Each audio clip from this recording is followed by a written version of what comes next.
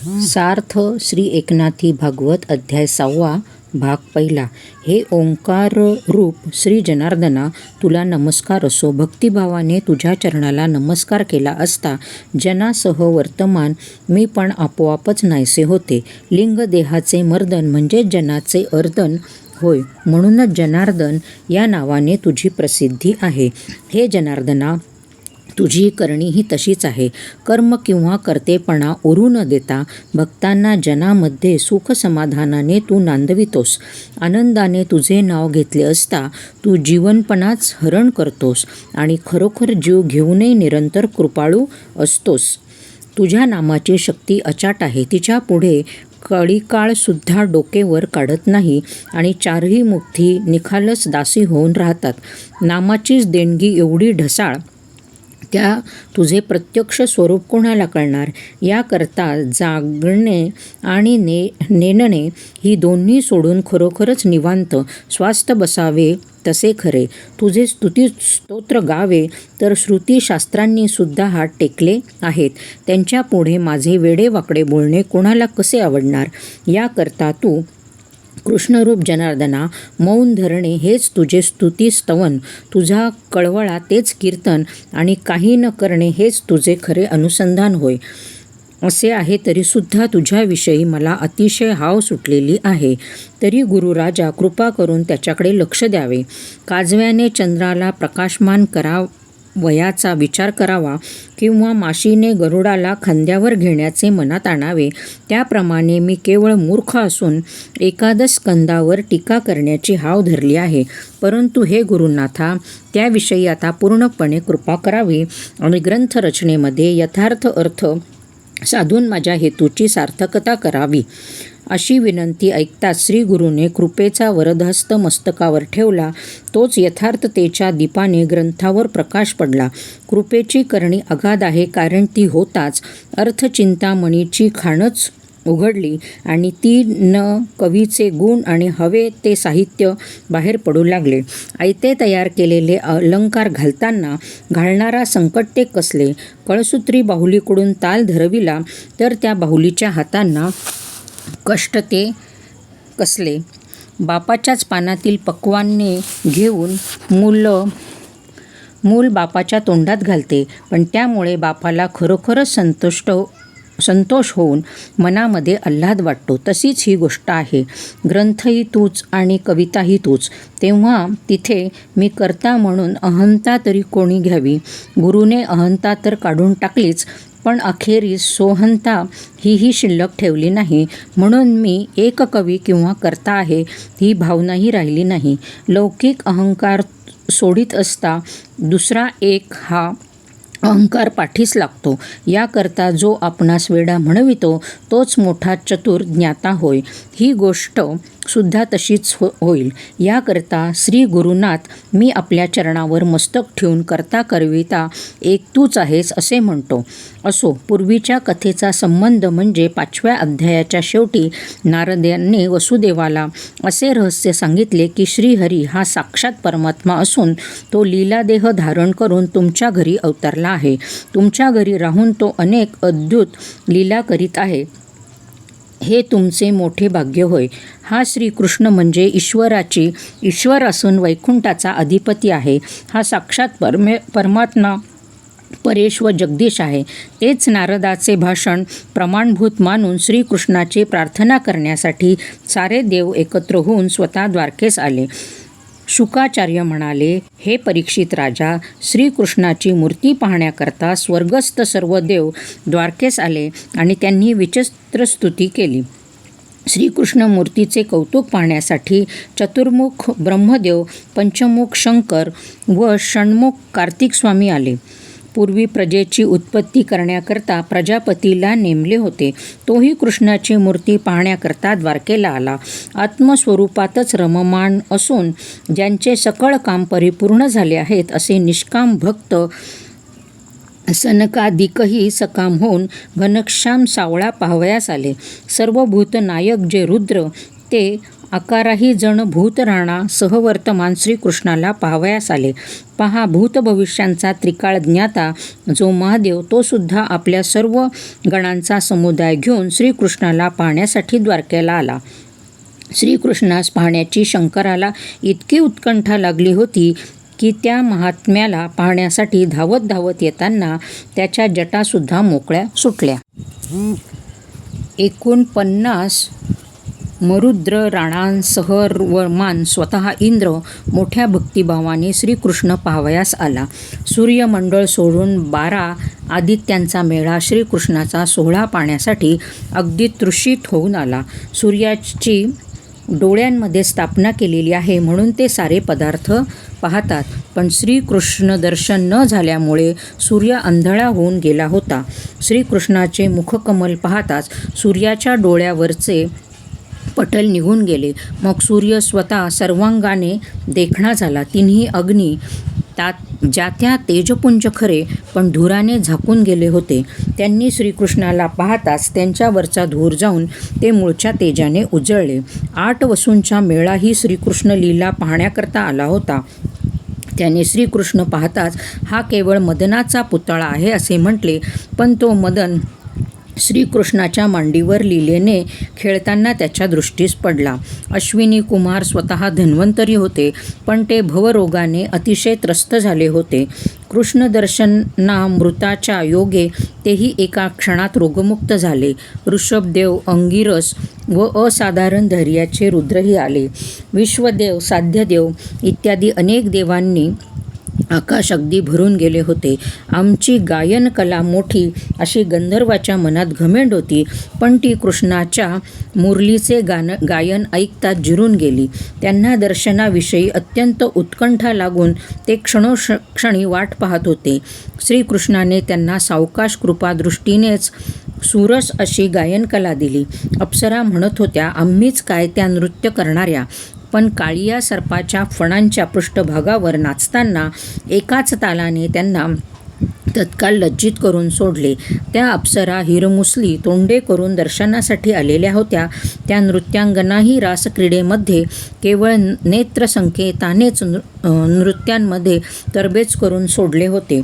श्रीकृष्णाला पाहण्यासाठी पाताळातील नागही आले होते. इतकेच नव्हे तर अनेक सिद्ध चारण विद्याधरांचे सर्व समुदायही आले होते. काश्यपादी मोठे मोठे ऋषी, आर्यमादी पितर आणि गुह्यक व किन्नरही आपापल्या गणांसह वर्तमान आलेले होते. अशा विमानांच्या झुंडीच्या झुंडी द्वारकेमध्ये खेटून राहिल्या होत्या. इतके मोठे मोठे देव कृष्णाची मूर्ती पाहण्यासाठी आनंदाने आलेले होते. श्रीकृष्णाने ज्या अवतार शरीराने अनेक प्रकारची चरित्रे करून दुराचारी लोकांना संसारातून तरण्यासाठी यश विस्तारून ठेवले, जी श्रीकृष्ण कीर्ती लक्षपूर्वक ऐकलेल्या योगाने खरोखर चतुर्विध प्रायश्चित्तांची गतीच खुंटून जाते. भक्तिभावाने ज्यांचे नाव घेतले असता सर्व पातकांचे भस्म होते, ते श्रीकृष्णरूपी पुरुषोत्तम सर्व जगाच्या विश्रांतीचे स्थान देवांनी पाहिला. ज्याच्या शरीराची रेखल्यासारखी ठेवण सूरनरांमध्येही अत्यंत मनोरम दिसणारा तो घनश्याम पाहून त्यांच्या डोळ्यांना समाधान झाले. मुकुटकुंडले व मेखला घातलेली, कासेला जरतारी पितांबर कसलेला आणि गळ्यामध्ये वनमाला असल्यामुळे तो घननीळ अतिशय शोभत होता. लावण्याचे आणि गुणांचे केवळ भांडारच आणि अवतारमालेतील मुख्य रत्नच असा तो श्रीकृष्ण आणि त्याचे राहण्याचे स्थान, जी द्वारका, ती साऱ्या देवांनी पाहिली. कृष्णांनी जी नगरी वसवली होती तिची शोभा काय सांगावी. तीत सोन्याच्या कळसांच्या तर काय रांगाच्या रांगा लागून राहिल्या होत्या. आणखी त्यांना मोठ्या कौशल्याने अनेक प्रकारची रत्ने जडवलेली होती. त्यांचे तेज आकाशातही मावत नव्हते. ज्या द्वारकेमध्ये कामधेनू अगदी घरोघर होत्या, कल्पवृक्षांच्या तर रांगाच रांगा लागून राहिल्या होत्या आणि द्वारावर चिंतामणींची खेळणी लटकत होती. द्वारकेमध्ये राहणाऱ्या लोकांच्या घरामध्ये नवरत्नांचे ढीकच्या ढीक पडले होते आणि तेथे श्रीकृष्णच नांदत असल्यामुळे रिद्धिसिद्धीही दासी होऊन राहिल्या होत्या. कृष्णरूपाच्या लालसेने तर डोळ्यांना वेडच लावून सोडले. तेव्हा ते मोठ्या आवडीने श्रीहरीच्या अंगावर बसून मोराच्या पिसांच्या रूपाने पाहू लागले. कृष्णाच्या सौंदर्याची शोभा काय सांगावी, ती चाखण्यासाठी डोळ्यांना जिभाच निघाल्या. उपनिषदात वर्णन केलेले तत्त्व जे परब्रह्म तेच साकार स्वरूपाला आले असल्याने ते रसाळपणामध्ये तर केवळ अपूर्वच होते. कृष्णाला पाहण्याच्या आवडीने देव उड्यांवर उड्या घेऊ लागले. डोळ्यांना तर इतकी गोडी लागून राहिली की ते अर्धे क्षणही विसंबनात. कृष्ण स्वरूपाचे कौतुक पाहताना डोळ्यांना अधिकाधिक भूक लागत चालली. त्यांच्यामध्ये सुख तुडुंब भरून गेले होते, तरीसुद्धा ते अधिकाधिक भुकेले झाले. श्रीकृष्णाला अवलोकन करताना पाहणाऱ्यांमध्ये इतकी गर्दी उसळत असे की पाहण्याच्या घाईत त्यांचे शिरस्त्राणे एकमेकांवर आदळत. श्रीकृष्णाला पाहणाऱ्यांनी मागे पुढे व चारी बाजूंनी अगदी गराडा घातला होता. साऱ्या डोळ्यांचे भाग्यच उदयास आले होते, कारण ते पूर्ण पुरुषाला पाहत होते. श्रीकृष्ण हा गर्द मेघासारखा श्यामवर्ण होता. त्याच्याकडे निजात्म बुद्धीने पाहताच डोळ्यातील बुबुळांनाही सहज कलिमा आली व त्यात श्रीकृष्ण कला ठसावली. जो वेदांच्याही विचारांना कळत नाही, जो योग्यांच्या ध्यानात येत नाही, त्या कृष्णाला जे प्रत्यक्ष पाहत होते त्यांचे भाग्य अपूर्वच म्हटले पाहिजे. अशा श्रीहरीला पाहताच देवांनी वर विमानात राहून आकाशातून त्यांच्यावर पर्जन्यधारांप्रमाणे पुष्पवृष्टी केली. मांदार, पारिजात, कल्पवृक्ष, हरिचंदन इत्यादी स्वर्गीय वृक्षांची सुगंधित पुष्पे सर्वांनी श्रीकृष्णावर उधळली. श्रीकृष्णाच्या चारही बाजूंनी उत्तमोत्तम पुष्पांचा केवळ सडा होऊन गेला. नंतर सारे देव अगदी समोर जाऊन त्यांनी जय जयकाराने दाही दिशा दणाणून सोडल्या.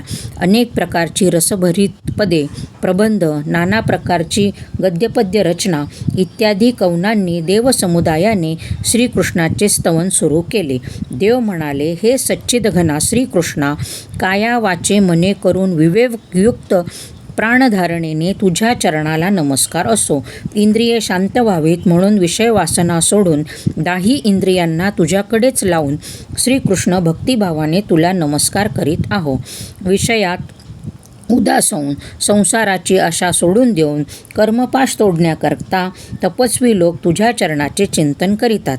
मुक्तीच्या आशेने मुमुक्षू लोक तुझ्या चरणाचे ध्यान करतात, पण त्यांनी कितीही दृढ भावना धरली तरी एक अर्धक्षणही त्यांच्या ध्यानात तू येत नाहीस. त्या तुझ्या प्रत्यक्ष चरणाचे दर्शन आज आम्हास झाले. अशा प्रकारे देव आपल्या भाग्यांचे आपणच वर्णन करू लागले. या स्वगुण स्वरूपाला पाहून एवढी स्तुती का करतात? कारण जे आकाराला आले ते खरोखर माईक असते.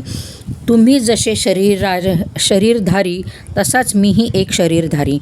त्या माझ्या दर्शनाने तुम्ही कसे तराल असे तू म्हणशील तर अनंता, असे मात्र आपण म्हणू नये, कारण तू खरोखरच मायेचा नियंता आहेस हेही पण आम्हाला कळले आहे. ती समूळ कथाच ऐकावी. झोप लागल्यावर झोप दिसत नाही, जागे झाल्यावर तर ती मुळीच दिसत नाही. त्याप्रमाणे देहामध्ये माया ही अतर्क्य आहे. ती सूर नरांना सुद्धा माहीत होत नाही. देवाधिदेवा श्रीकृष्णा, तुझी माया आधीच अकर्त्य माया ही अकर्त्य आहे. ती सूर नरांना सुद्धा माहीत होत नाही. देवाधिदेव श्रीकृष्णा, तुझी माया आधीच अतर्क्य माया ही त्यात गुणांचा क्षोभ हा तिच्या साह्याला मिळावा म्हणून ती ब्रह्मदेवादिकांच्याही आटोक्यात येत नाही. तूच दैवी मायेला धरून ब्रह्मादिकांना उत्पन्न करतोस, प्रतिपाळ करतोस व तूच त्यांचा संहार करतोस, पण त्या कर्मापासून तू अलिप्तच राहतोस. स्वप्नामध्ये एखाद्याने सृष्टी उत्पन्न केली, तिचा प्रतिपाळ करून संहारही केला, तर ती क्रिया काही कर्त्याला लागू होत नाही. त्याप्रमाणे तूही अलिप्त राहूनच सृष्टी केली आहेस. सूर्य आपल्याच किरणांनी मृगजळ भरतो आणि अस्तमानाच्या वेळी ते शोषण करून घेऊन जातो. त्याचप्रमाणे तूही सर्व करून अलिप्त आहेस. धर्माची वाढ समूळ खुंटून जाते. अधर्माचा अगदी कळस होतो. तेव्हा आमचे संकट निवारण करण्याकरता तुला अवतार धारण करावा लागतो. अधर्माचा नाश करून धर्माची पूर्णपणे वृद्धी करतोस आणि देवांना आपापल्या पदावर स्थापन करतोस. तरी श्रीकृष्णा, तू कर्मातीतच आहेस. आत्मसुखाने अनुसंधान तुला अखंड दंडायमान असते. ते आम्हाला एक क्षणभरसुद्धा नसते. म्हणून आम्ही अगदी दीनवदन असतो. ज्याला आत्मसुख निरंतर असते तो देहधारी असला तरी अवतारी पुरुषच होय. त्यांचे पाय गंगा सागरादी तीर्थांनासुद्धा पवित्र करणारे असतात. तो जरी गुणांमध्ये वावरत असला तरी तो गुणातीतच समजावा. त्याच्या चरणाचा एक रजकणसुद्धा त्रैलोक्यातील महापातकांचा नाश करून सोडील. ही तर तुझ्या दासांची कथा. मग आम्ही तर त्या तुझेच प्रत्यक्ष चरण शिरसावंद्य करीत आहोत. ही झाली तुझ्या चरणांची कथा. तुझी कीर्ती श्रवण करण्यानेही पण तसाच आत्मलोभ होतो. तुझ्या चरणांचे दर्शन घेतील ते भाग्याचेच होत. त्यांना महिमा वाणीला वर्णन करता यावयाचा नाही. हे स्वामी, तुझ्या कीर्तीचे पवित्रपणही तसेच आहे. कसे ते सांगतो ऐक. अग्नीच्या ज्वाळा सारख्या निघत असल्या आणि त्यातच आणखी लाकडे नेऊन घातली तरी ती आग अधिकच भडकते. त्याप्रमाणे देहाभिमानाच्या योगे आशा वाढत असते. ती आशा तुझ्या श्रवण कीर्तनाने सुटून जाते. कृष्णाचे स्तवन केले असता स्तवन करणारा तरुण जातो. ते स्तवन कानांनी ऐकणाऱ्याचाही उद्धार होतो. याकरता स्तवनद्वारे तारण्याला समर्थ असा तूच एक स्तज्ज म्हणजे स्तवन करणारा योग्य आहेस. म्हणून तुझ्या कीर्तीचे श्रवण तेच एक अत्यंत शुद्धीला कारण आहे. याशिवाय जे अन्य साधन ते केवळ कष्ट होत. हे देवादिदेवा ऐक. तुझ्या केवळ श्रवणाची उत्कंठाच अंतःकरणातील पातकांची खळमळ धुवून काढून वृत्ती निर्मळ करते. गुणानुवाद श्रवणाला विन्मुख होऊन ते तपस्वी तप करू लागले. त्यांच्या नाना प्रकारच्या साधनांनी त्यांच्या बुद्धी नीरस व कर्कश अशा होऊन गेल्या. मंत्रविद्या ग्रहण केली पण मंत्र म्हणताना अक्षर अशुद्ध पडले असता पुण्य तर लागत नाहीच, पण भयंकर पातक मात्र अंगाला जडते. शास्त्र श्रवण केले असता चौपट गर्व मात्र चढतो आणि तो ज्ञातेपणाचा अभिमान ब्रह्मदेवाला सुद्धा निघत नाही. वेदाध्ययन करू लागले असता त्यातील एखादा स्वरोच्चारही चुकला तर शुद्ध होण्याचे एकाच बाजूस राहून वृत्रासुराप्रमाणे हटकून मरण मात्र यावयाचे. दान देणारा नहुषही विहिरीमध्ये सरडावून पडला. दानाने लाभ होण्याचे लांबच राहून नुकसान मात्र पुष्कळ झाले. ऋष्यशृंग तप करू लागला. तो वेश्यांनाच वश झाला. यावरून श्रद्धापूर्वक तुझी कीर्ती श्रवण करण्या इतकी शुद्धी दुसऱ्या कशातच नाही. बरे, यथाशास्त्र कर्म करून राहावे तर कर्ममार्ग फारच कठीण आहे. प्राचीन वर्ही राजाची कर्मासक्ती नारदांनी उपदेश करून सोडवले. कर्माचरण करताना आचमन करावे तर उडीत बुडेल इतकेच पाणी घेतले पाहिजे. त्यात जरा का थोडे कमी जास्त झाले तर त्यापासून सुरापान केल्यासारखा दोष लागतो. तात्पर्य, ज्यांचे हृदय दुष्ट म्हणजे अत्यंत मलिन आहे त्याला श्रीकृष्णाच्या कीर्तीचे श्रवण केल्याशिवाय तपाधिक साधनांनी कधीही शुद्धी व्हावयाची नाही. परीक्षिती राजा श्रवणानेच तरुण गेला. श्रवणानेच क्रौंच उद्धरून गेला. मत्स्याच्या उदरामध्ये श्रीकृष्णाची कीर्ती श्रवण करावयास मिळाली म्हणून मत्स्येंद्रनाथही सिद्ध पुरुष झाला. तुझी कीर्ती श्रवण करण्यापासून दोन गोष्टी साधतात. एकतर त्यापासून चित्ताची शुद्धी होते आणि दुसरे त्यांच्यापासून जीवब्रह्माचे ऐक्य साधते. अशा दोन्ही प्रकारे उद्धारच होतो. प्रत्यक्ष काशीमध्येही असेच. तिकडे श्रवणामध्ये तारक ब्रह्माचा उपदेश होतो म्हणून काशी ही मुक्ती क्षेत्र होऊन राहिली आहे.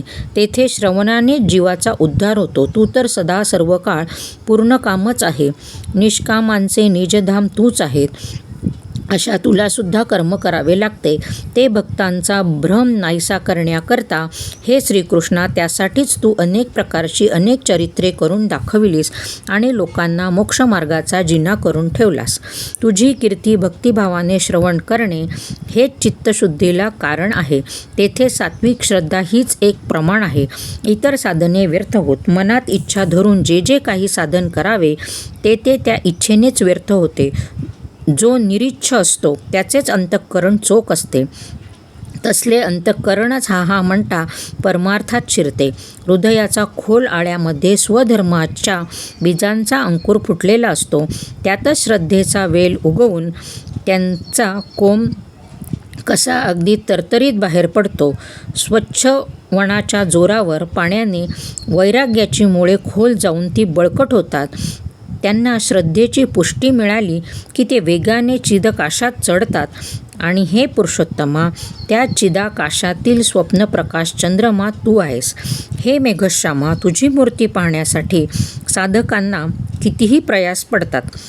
त्या तुझ्या श्रीचरणाचे आज प्रत्यक्ष दर्शन झाले असे म्हणून त्यास लोटांगण घालून सर्व देव त्या चरणांचे स्तवन करू लागले.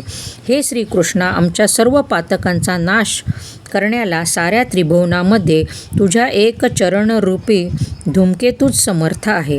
पातकरूपी लाकडांच्या राशीला तुझा चरणरूप वडनानल लागला की तो आपल्या दैदिप्यमान तेजाने त्यांचे तिळातिळा एवढे तुकडे करून सर्व जाळून फस्त करतो. हे अनंता, असा पाप्यांना कापविणारा व प्रेमळांना उभय देणारा तुझा पाय भक्त सदा सर्वदा अंतःकरणात वाहतात. ते अंतःकरण कसे असते? हे भक्तिप्रेम रसाने अगदी ओथंबलेले. त्यात तुझे चरण अत्यंत उल्हासाने आणि यथेच्छ धारण करून बसतात. चरणाचे ध्यान करताना जे भूक व तहानही विसरून जातात त्यांना अभयदान देणारा एक तुझा चरण ध्वजच आहे. हे श्रीकृष्णा, त्याच तुझ्या चरणाचे भगवैद्यश्वर्य पावण्यासाठी चतुर्व्यूह मूर्तीच्या रूपाने भक्तांनी पूजन केले. वासुदेव, संकर्षण, अनिरुद्ध आणि प्रद्युम्न या स्वरूपाला चतुर्व्यूह म्हणतात आणि हेच भक्तांचे पूजास्थान होय. या चार व्यक्ती जरी भिन्न भिन्न दिसतात तरी त्या चारही स्वरूपांमध्ये मूर्ती एकच आहे. हीच गोष्ट लक्षात आणून भक्तांनी त्यांची पूजा करणे याचेच नाव व्यूहस्थिती होय. सात्वत म्हणविणारे जे भक्त असतात ते भगवतपदाच्या ऐश्वर्याची इच्छा करीतात. ते त्या ऐश्वर्यावरच लक्ष ठेवून या चतुर्व्यूह रूपाने पूजा करतात. जन्ममरणाच्या प्रवाहाची स्थिती चुकवायची असेल तर आत्मस्वरूप ओळखणाऱ्या ज्ञातांनी या चतुर्मूर्तीचीच एकनिष्ठ भक्तीने पूजा करावी. जन्ममूळच्छेदन करण्याकरता जे त्रिकाल यज्ञ व एकनिष्ठ भक्तीने त्रिकाळ पूजा करून भजन करतात त्यांना कलिकालातला जिंकले. याशिवाय दुसरेही तुझे भक्त विधिविधानयुक्त व वेदोक्त यज्ञद्वारा होम हवन करून तुझे भजन करतात.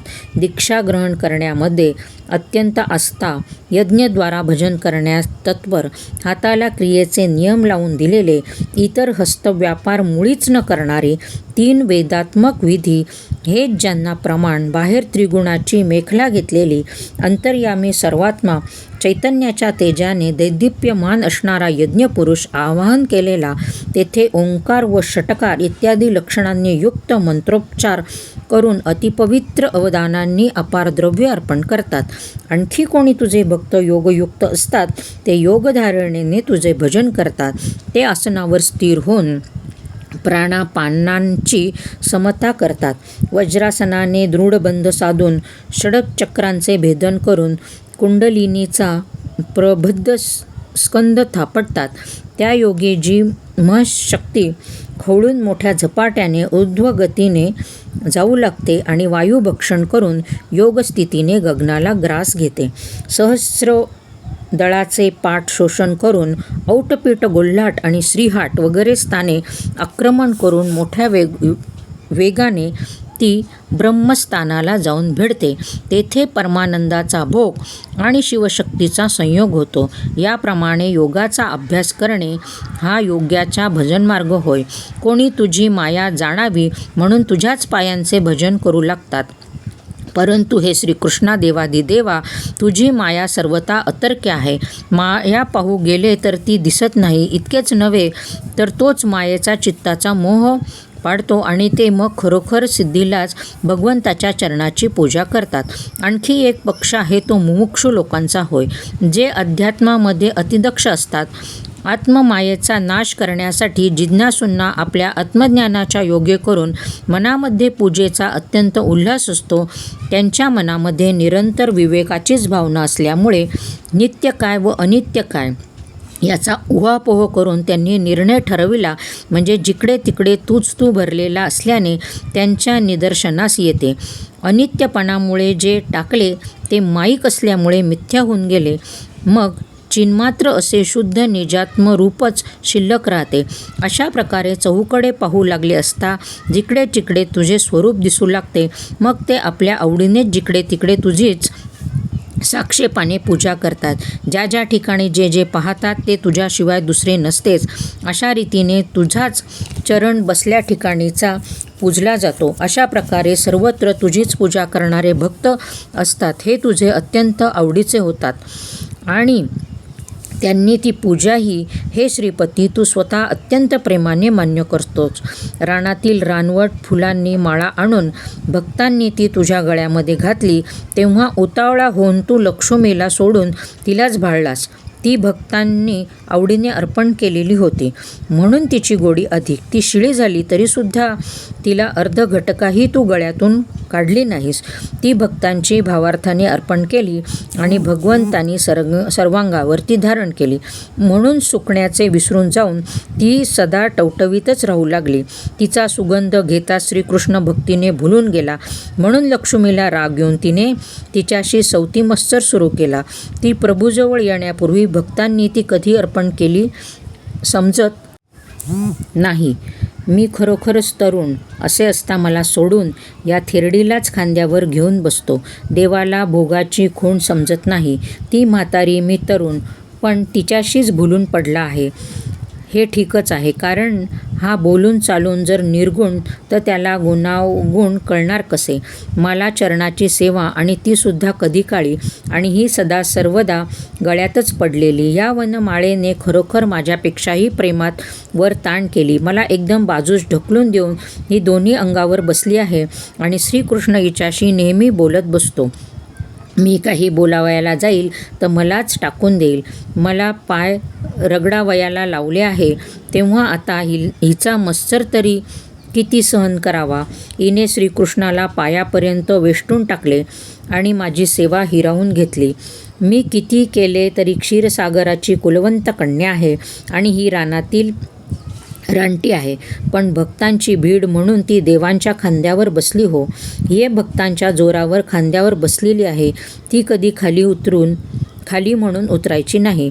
असे म्हणून लक्ष्मीसुद्धा द्वेषबुद्धी सोडून त्या वनमालेलाच नमस्कार करू लागली. हे श्रीकृष्णा, अशी तुला भक्तांची पूजा आवडते म्हणून नम्र भावाने सर्व भक्तिभावना तुझ्या चरणी अर्पण केल्या आहेत. असा तो तुझा चरणरूप धूमकेतू च्या पातकांचा नाश करो.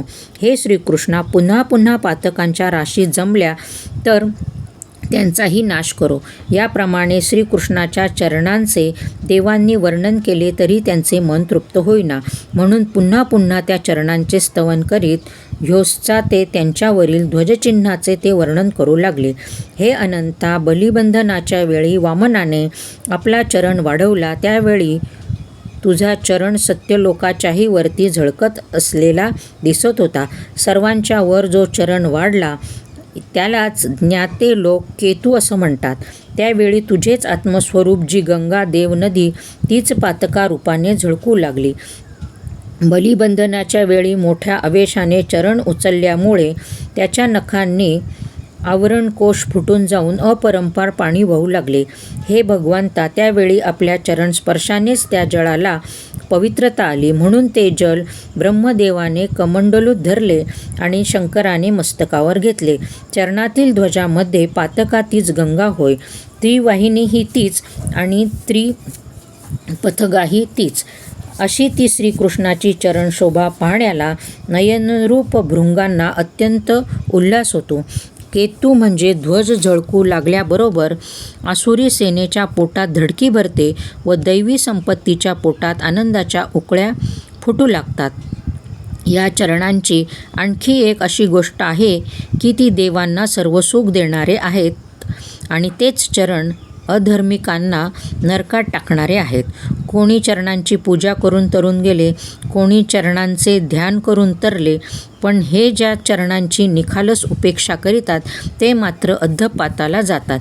चरणांना वंदन करणारे व निंदा करणारेही निजपताला पोचतात. मग सर्वथैव त्यांची जे उपेक्षाच करतात त्यांना मात्र अधोगती प्राप्त होते. चरणांना वंदन करून शिळा तरली आणि निंदा करणाऱ्यांना शिशुपालाचा तू उद्धार केलास, परंतु चरणकमळांची ज्यांची उपेक्षाच केली त्या दृष्टांना रौर व नरकातच जावे लागले. हे सर्वव्यापी सर्वेश्वरा ऐक, असा तुझा चरण उत्तम आहे, म्हणून तो आमच्या सर्व पातकांचा क्षणार्धात उद्धार करील. पापांचा जेव्हा उद्धार होतो तेव्हा सहरच दुराचार खुंटून जातो, असा तुझा चरण हा संसारातील खरा खरा तारक आहे. हे अच्युता, तुझा चरण आत्मसुखाचा विस्तार करणारा असून कालकर्मादिकांचा शास्ता आहे. तसाच देवांचा आत्मा व नियंता आहे. काळाचा खरा नियंता तूच, म्हणूनच त्याला अकाली सत्ता करता येत नाही. देवांना अधिकारावर स्थापन करणारा तूच असल्यामुळे हे श्रीकृष्णा, देवांचा नियंताही तूच आहेस. हे कृष्णनाथा, कर्माचा स्वामीही तूच आणि तुझ्याशिवाय इंद्रियांच्या कोणत्याच क्रिया कोणाला करता येणार नाही, म्हणून हे श्रीकृष्णा, कर्माचा नियंताही तूच आहेस. हे श्रीहरी, ब्रह्मदेवादिक शरीरधारी सारे देव तुझ्याच अधीन आहेत. ज्याप्रमाणे वेसन घातलेले बैल शेतकरी नांगराला जुंपून धनीपणाने पाहिजे तसे वळवतो किंवा त्यात जो मागे पुढे राहतो त्याला चापकाने जोडतो, त्याचप्रमाणे तुझ्याच आज्ञेनुसार तंतोतंत कळीकाळाधिक वागत असतात. संसाररूपी शेतात तूच सर्वांना अधिकारावर जुंपून आत्मकर्मानेच तू आपल्या आज्ञेने या क्षेत्राची मेहनत मशागत करवितोस. अहंकाराची मेढ रोवून महत्त्वांचे खळे झाडून काढून 3 गुणांच्या दोऱ्यांनी बिचाऱ्या जीवरूप पशूंना करकावून आवळून ठेवतोस. उजेडल्यापासून मावळेपर्यंत सारखे कर कर करीत आपापल्या कर्माचे फेरे घालीत असता